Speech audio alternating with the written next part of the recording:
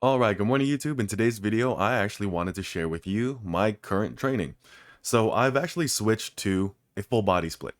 Reason being is that I wanted to have a bit more time in my week to do other things essentially. So my cardio, my conditioning, my MMA training, however you want to call that, like going to wrestling, boxing, or whatever other skill I want to work on that week, right?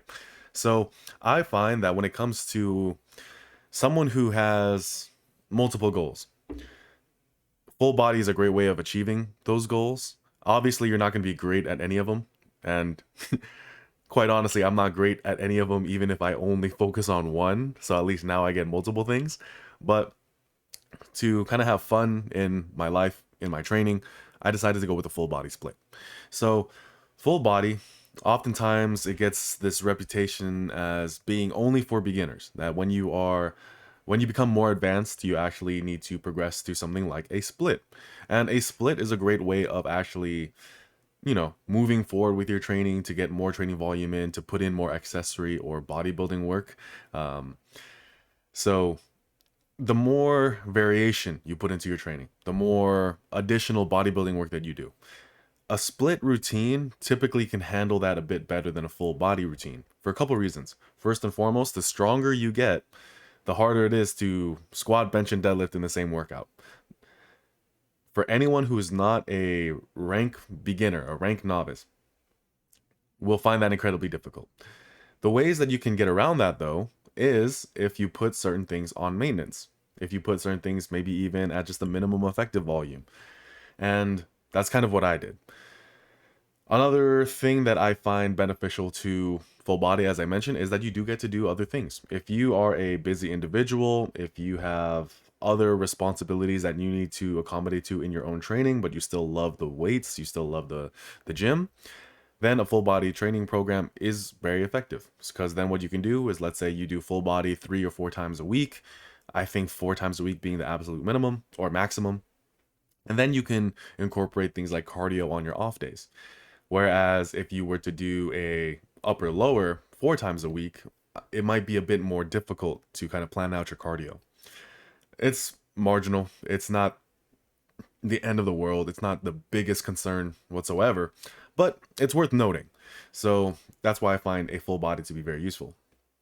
Another thing that I want to kind of touch on as far as why I switched to full body, for the people I'm trying to emulate, for the people who I am trying to achieve a level of similar strength and physique, the silver era and maybe even like some bronze era guys, for the most part they trained with full body splits. Even Arnold in the off season would train with the full body split. The Arnold split, his famous 6-day split, was not a year-long training split. It was done specifically pre-contest. Reason being is because he was in the deficit. He was trying to lose fat by way of his program. So he would enter into a training or enter into a competition using that program. But throughout the year, his training was very much like a full body split. Now, if you look on channels like Peter Kacharian's channel, which I think is a great resource for anyone trying to be not only big but pretty strong too, but without a emphasis on strength, where strength is more of a byproduct of just how big you are. I think that's a great channel to go to. It's a great channel to go to anyway for anyone. So to highly recommend checking him out. But if you look at the training of those bodybuilders in their off seasons when they're trying to pack on as much mass as possible, their programs were fairly simple. And because of things happening in my life, because of my own schedule, because of some things that I just want to do to stay happy, stay healthy, I find full body to be very productive for that. So let's get into the actual program. When it comes to how I've organized my full body, I've done it in a way that's incorporated ideas from two people I highly respect, and that is Andy Baker and Faz Lifts. So I'm incorporating something of a heavy, light, medium into my full body with an additional bodybuilding day. So on my heavy day, on my three main full body workouts, it kind of follows a very simple template. I only have 5 exercises per day. Reason being, I think when it comes to split programs, when it comes to more hypertrophy focused programs, it's very easy to want to just add everything in there. You want to attack the muscle from every angle. You want to max out your volume recommendations, go all the way up to 20 sets, which is not really what I recommend at all. And you want to make sure that you're leaving absolutely no stone unturned. I think a better mentality is to leave no set undertrained. You should be maximizing every single set. If you are maximizing every single set, I highly doubt you'll be able to fit in nearly as much exercises. If you cannot absolutely trash your triceps with one exercise, not one set, one exercise of multiple sets, then I think you might want to readjust, maybe identify better variations for you and go about it that way.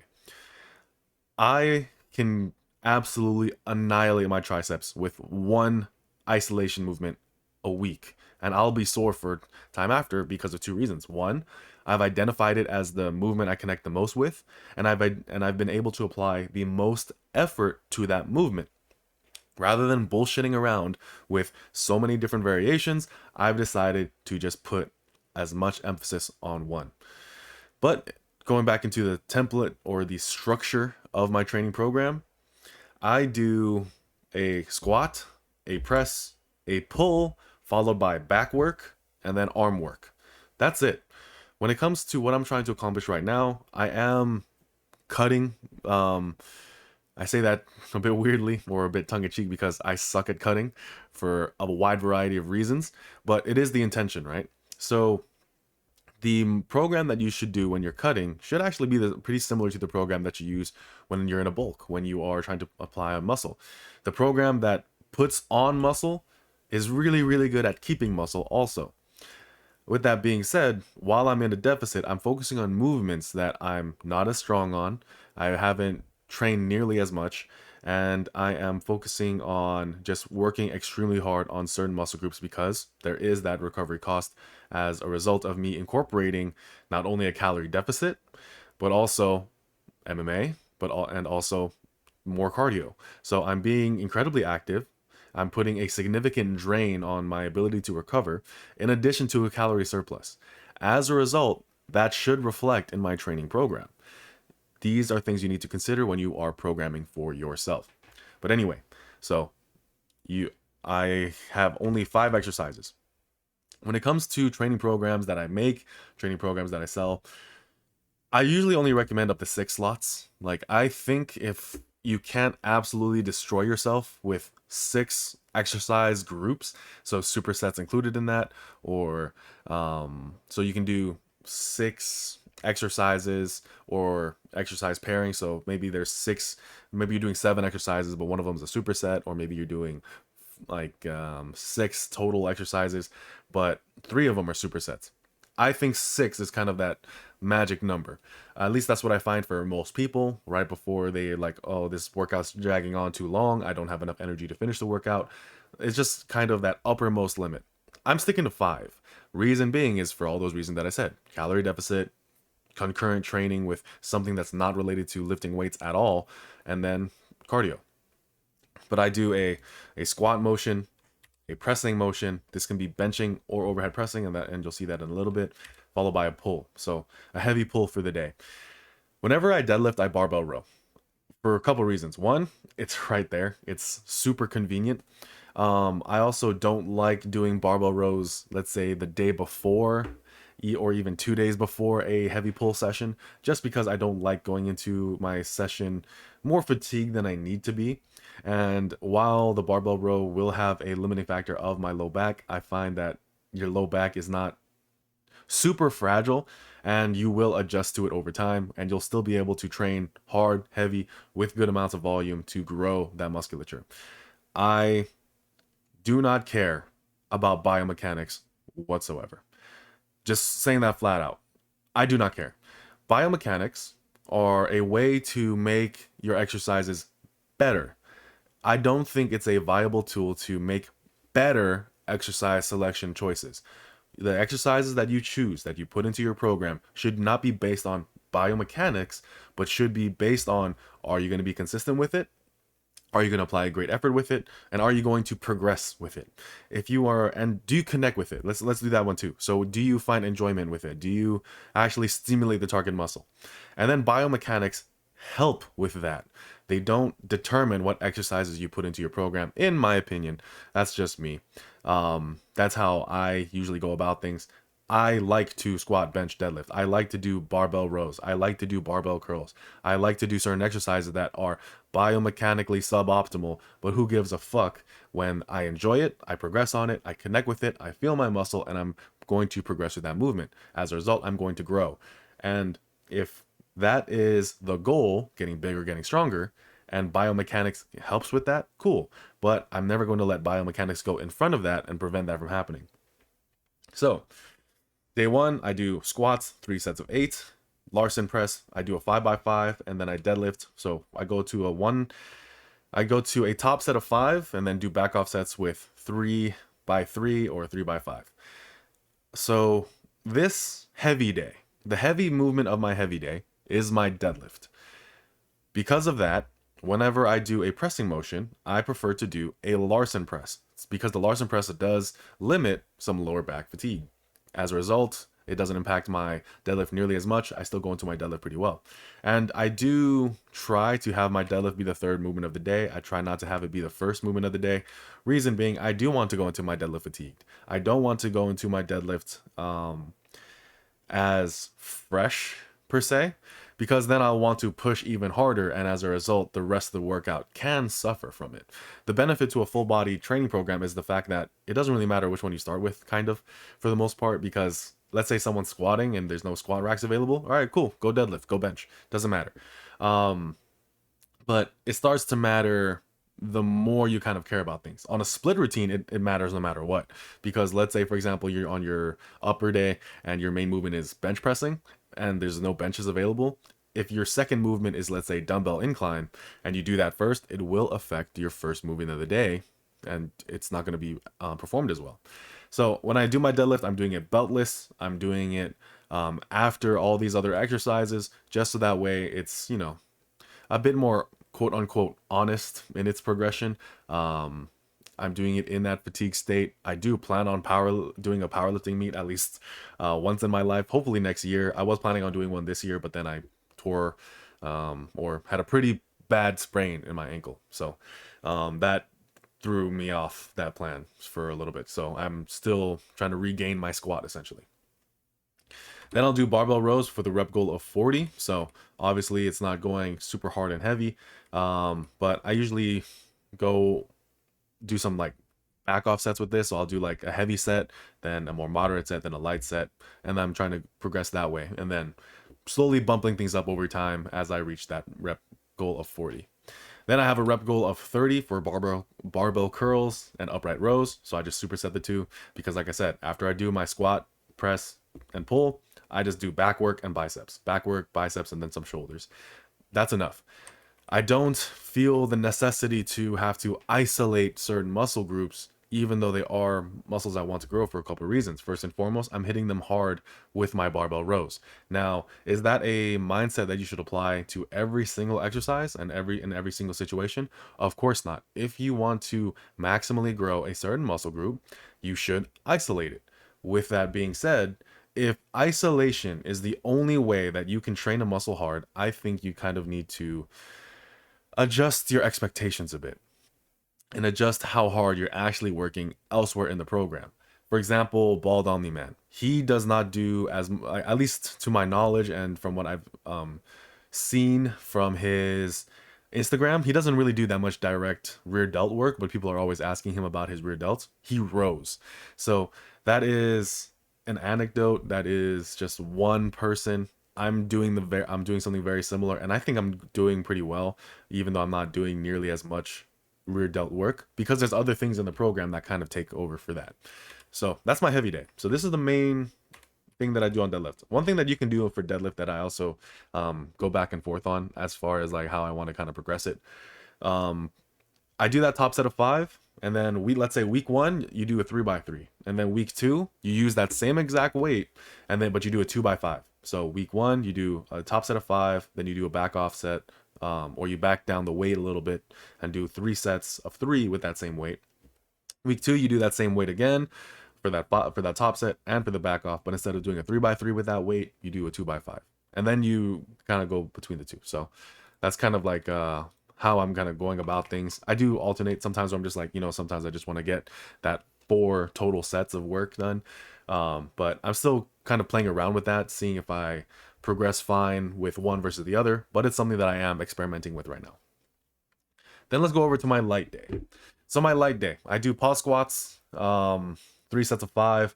So here, the mistake that I see a lot of people do with a light day is that they just turn it into a volume day. Yes, you are training at a lighter threshold, but because you're doing it at higher volumes, maybe even closer to failure, that's still a heavy day. If you are using the heavy, light, medium framework, heavy can be done or accomplished in 2 ways. Heavy as in intensity or heavy as in volume. So, or maybe even both. But if you are doing a true light day, you should be doing pretty low volume and pretty low intensity. That is by definition a light day. Another way that you can kind of accommodate to a light day is to do a exercise variation that's just substantially weaker than your primary movement. So let's say, for example, your front squat. A front squat is a great light day movement. You can go heavy on a front squat, but if it's substantially lagging behind, even though effort is high, the absolute load and the position of the bar and everything else associated with the movement does still make it a light day variation. So that can work there as well. For me, my squat is just horrendous. I haven't been training it with nearly as much I guess passion, focus, intensity as I have my other movements. So I've decided to basically treat my squat as a complete novice and do it 3 times a week. But as a result, I have to manage my load selection even more carefully. So on this day, I'm doing a pause squat, 3 sets of 5. This is usually about, like, let's say even like 50%, and then let's say my 3x8, that's about like 60%, and then I do a 3x3 at like 75-ish%. Because I'm squatting so frequently and I'm not a total novice and I'm not completely like weak, I have to manage my load a bit more conservatively. And because I am just trying to build up and progress in a way that I can enjoy, tolerate even, sometimes it's just about working within your own limitations of your personality and doing things that way. So light pause squat, 3 sets of 5. Then I do a barbell overhead press for a 5x5, just a basic linear progression here as well. Because the overhead press is just not a movement that, well, I can train it heavy, but I can be recovered the next day. So the overhead press doesn't really have a lasting fatiguing effect on me. As a result, even on a light day, I can train it heavy. I find that to be the case for most people. Then I do pull-ups and dips. So here's what I do. My pull-ups is something that I'm trying to get better at as of right now at 255-ish, 260, 255 to 260. That's where my weight kind of fluctuates right now. I can hit anywhere between 5 to 8 reps on a good set, at least for my first set, So what I'm trying to do is I'm trying to hit 25 total reps of pull-ups. It can take me 5 sets. It can take me 8 sets. It doesn't matter. The goal is to try to hit 25 in 3 sets or less, at which point I will then just up the rep goal to, let's say, 30. And then I just do as many sets of dips as possible. I can do more dips than I can pull-ups. Like, that's just an imbalance of my physique and strength. I can do way more dips than I can pull-ups. So what I do, for every set of pull-ups that I do, I just do a set of dips. That's it. If I hit, I'm more than likely going to hit more than 50. I often do hit more than 50. But and then I can add weight to it. I can do all those other fun, fancy stuff that you can go with it. Then I do pullovers and dumbbell chest fly. So the pullover is a back movement that's not very taxing, not very demanding. It's substantially different from, let's say, your rows or pull-ups. So I include that on this day, followed by dumbbell chest flies. Reason being is that I do have a priority for my chest. So you'll see what I'm prioritizing as a result of my training split just by looking at this. What do I really care about? My chest, my back, and my arms. Out of all the lower body movements, I care more about my deadlift than I do my squat. So all I do is squat. I don't really care about my leg size at the moment. So I'm really just relying on squats and deadlifts for them.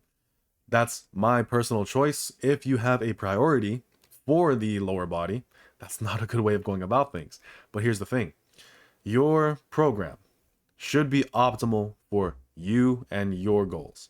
What do you want? What do you need? What's your personality? What can you tolerate? What can you enjoy? What can you be consistent with? That's what you consider with your program. Optimal, trying to have an optimal program and trying to basically run multiple optimal programs at the same time is kind of ignorant or naive in my opinion. You're trying to run a program that's optimal for your squat, your bench, your deadlift, your muscle building, your cardio, all at the same time. You need to prioritize. You need to know what's on maintenance, what's being focused, where am I trying to have the most growth and results from. You need to be able to prioritize that in your program, and that's what I'm trying to do here. Basically, this is just an upper body like 4 times a week with squats and deadlifts involved. So, and that's fine. I'm recovering fine from it. I am progressing on where I want to progress, and I'm able to take some PRs and some advancements where I can, but because it's not the priority, I don't feel bad when it doesn't happen, and I am very conservative with it also, so that also helps out. But then when it comes to everything else that I am trying to progress, they're going up very well. So here I'm able to get my chest worked 3 times a week as a result of this day, and then I do press again on the medium day. We'll get into that. So yeah, dumbbell pullovers followed by dumbbell chest flies, so that way I can get my chest and back work in, followed by dumbbell curls and lateral raises. So my medium day, this is where I could actually fit a bit more intensity on my squat and not be too shot dead by it because of everything else in the program. Because I'm not using my main pressing variation where I'm the strongest, I'm actually using my weakest pressing variation. I am incredibly weak on my incline bench press because I just haven't done it for years. The incline bench press is not something I've put nearly as much stock into because I just thought to myself, oh, be hyper specific. The thing is, what's being hyper specific is good, right? You can get better at squatting just by squatting. You can get better at benching just by benching. But you should experiment. There are some world-class benchers who credit the incline bench press as the reason why their bench is the way it is. Now, there's also the possibility that they were going to be world-class benchers no matter what, that they succeeded in spite of their training, not because of it. And sure, what else, right? But while that may be true in their case, you still need to experiment and find out for sure for yourself. As a result, you should try out things. The incline bench press is a glaring weakness of mine. Strength is strength, so by increasing my abilities on the incline bench press, should I not then also have that carryover to my regular bench? That's the experiment I'm running right now. I will let you know in the future how that goes. My goal is to try to get my incline bench to basically the same level of my flat bench, so basically getting to a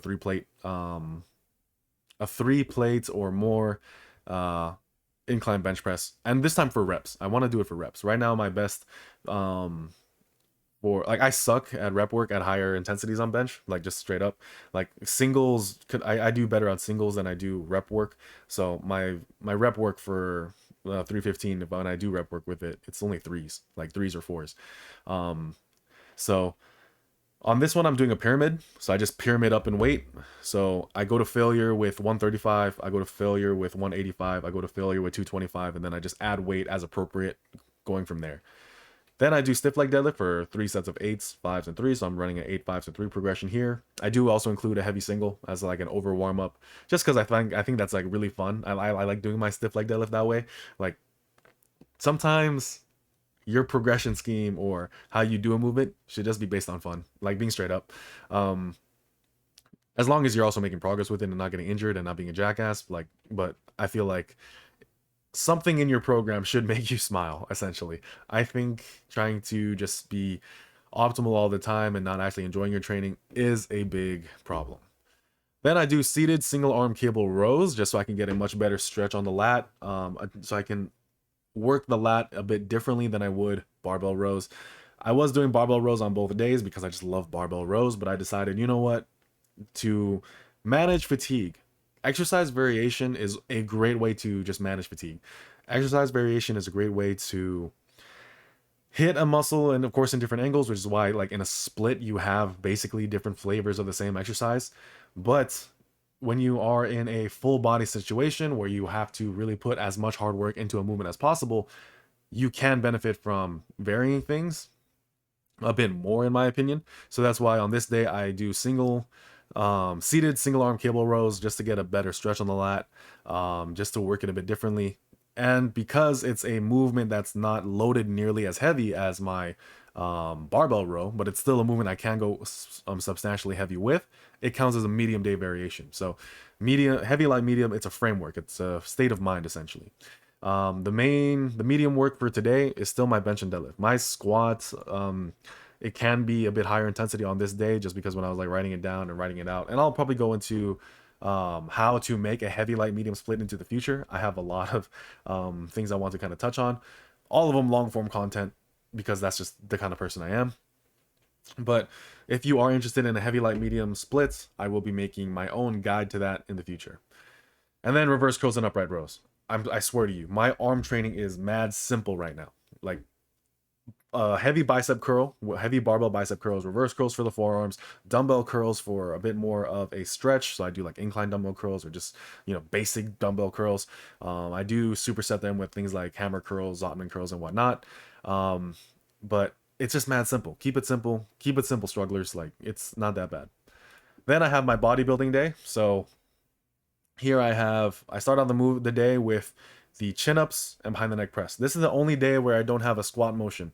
So that's what this is on, like, by me keeping squats out of this day, that's what keeps it light. Or that's what keeps this a very more of a bodybuilding day. I could put leg presses here, but leg presses are not something that I'm prioritizing at the moment. Sometimes I will put in leg extensions and leg curls on this day, or even hip abductions and hip adductions. It just kind of depends, and I'll get into that and where I would put that. So I do chin-ups, very similar to how I did it on the other day, where it's just a total, like 25 total reps. I don't care how many sets it takes me to get there. Once I can hit 25 in 3 sets, then I'll bump up the rep goal. Got that from Andy Baker.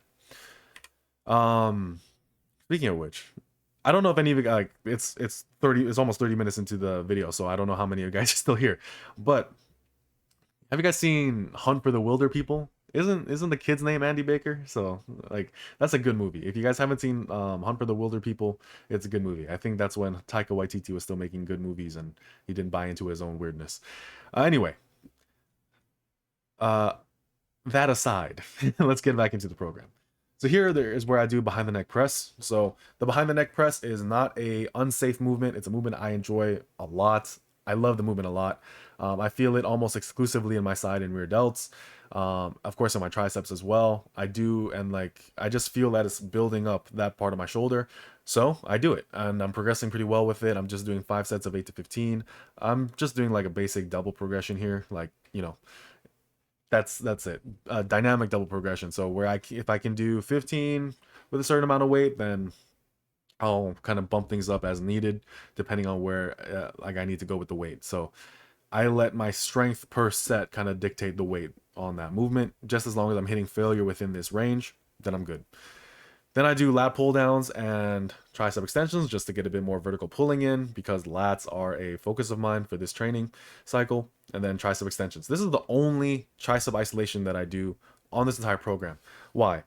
I need to save my elbows. I don't know about you guys, but if you guys have done like any amount of heavy bag work, that can beat up your elbows. I'm sure if you have done, like, if you are familiar with jiu-jitsu or wrestling, you know for a fact that it's not always the most friendly on your joints. So as a result of that, in addition to the fact that I just have a history of not having the best elbows, especially when I'm pressing so frequently, I can't fit in nearly as much tricep work, direct tricep work, as I would, let's say, on a split routine or even as a priority. So I find that when it comes to building my triceps, 1 exercise per week is enough.